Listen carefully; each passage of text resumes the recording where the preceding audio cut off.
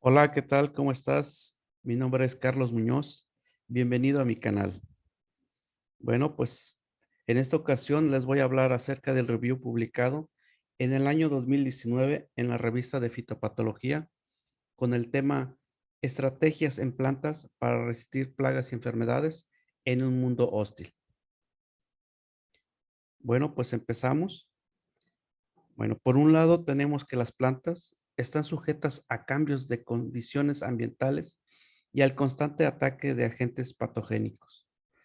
Para poder contrarrestar estos estreses, las plantas poseen mecanismos de defensas que van desde barreras físicas por medio de estructuras preexistentes hasta potentes mecanismos moleculares de resistencia en cada célula y señales sistémicas provenientes del sitio de la infección.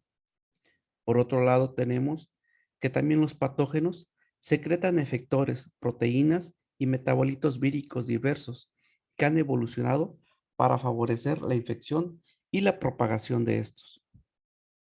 Algunos de estos efectores pueden suprimir las rutas claves de defensa de las plantas, pero a su vez también pueden activar el sistema inmune innato de las plantas, que proporciona protección instantánea contra la mayoría de los atacantes oportunistas, tales como los virus, las bacterias, los hongos, los nemátodos, los artrópodos y los herbívoros.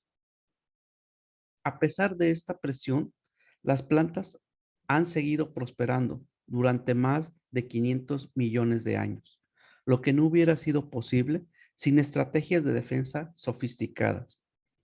Para poder conocer mejor la interacción planta-patógeno, existen modelos de mecanismos de predicciones, resistencia y señalización inmune.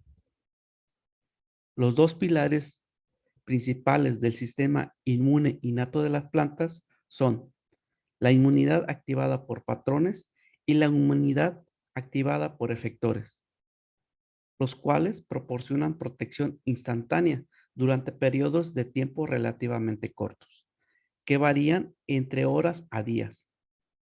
Otros efectores podrían interferir en la señalización inmune, que se denomina susceptibilidad activada por efector. La resistencia adquirida es un claro ejemplo de plasticidad fenotípica, porque permite que las plantas con el mismo genotipo tengan fenotipos de resistencia diferentes. Esta resistencia suele ser duradera, incluso puede transmitirse a las siguientes generaciones a través de cambios en la metilación del ADN y la densidad de cromatina asociada. Pero esta suele ser muy desgastante para la planta. Por otro lado, tenemos que la resistencia inducida es dada por la aplicación de químicos y microorganismos que aumentan la tasa de fotosíntesis y el vigor de las plantas. Ambas resistencias sistémicas dependerán del tipo de genotipo, el medio ambiente, la nutrición, el estado fenológico del cultivo y la frecuencia de aplicación en el caso de la resistencia inducida. Las estrategias externas de resistencia mediante las cuales las plantas resisten plagas y enfermedades se describe de la siguiente manera.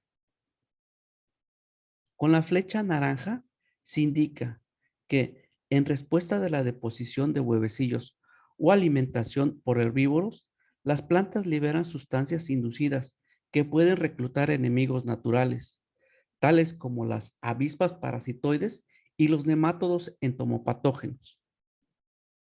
Estos organismos benéficos matan al herbívoro y reducen el daño de las plantas hospedantes. Con la flecha verde se indica las estrategias que implican el reclutamiento de comunidades microbianas supresoras de las enfermedades. Las plantas pueden cambiar su microbioma de rizósfera al exponer a enfermedades o herbívoros. El estrés biótico cambia la cantidad y la composición de exudados de la raíz, lo que resulta en un mayor reclutamiento de microbios benéficos. La flecha discontinua en rojo indica que los microbios reclutados pueden antagonizar a los patógenos transmitidos por el suelo y desencadenar una respuesta de resistencia adquirida en la planta hospedante, lo que lleva a una expresión de defensa aumentada ante el ataque de patógenos o herbívoros. Lo sombreado en amarillo indica que el microbioma acondicionado puede propagarse y proteger a las plantas vecinas, como se indica con la planta pequeña. En el círculo verde indica que las plantas también pueden moldear su microbioma y transferir los microbios asociados a sus progenitores a través de las semillas. Para poder explicar las estrategias a corto y largo plazo mediante las cuales las plantas se adaptan a los estreses causados por insectos y enfermedades, se puede resumir de la siguiente imagen.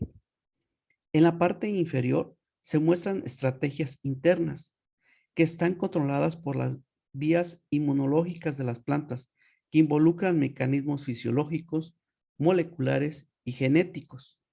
En la parte superior se muestran las estrategias externas, que implican interacciones ecológicas con organismos benéficos para las plantas. Los mecanismos que sustentan las estrategias internas y externas se muestran por debajo o arriba, respectivamente, de los triángulos coloreados. Todas las estrategias están alineadas en una escala de tiempo que varía según el tiempo de generación y el hábitat de las plantas. A modo de conclusión, los autores en este artículo recomiendan estudios integrados de todo el genoma en varias generaciones de las plantas para poder determinar en qué medida el estrés biótico influye en el control genético y la diversidad genética de los genes de defensa en escalas temporalmente más largas. Otras recomendaciones que nos dan es que se realicen más investigación para abordar las preguntas sobre el contexto ecológico y evolutivo de las estrategias de defensa de las plantas, así como estudios integrados para identificar qué semioquímicos dan forma a las comunidades microbianas supresoras de enfermedades por encima y por debajo del suelo.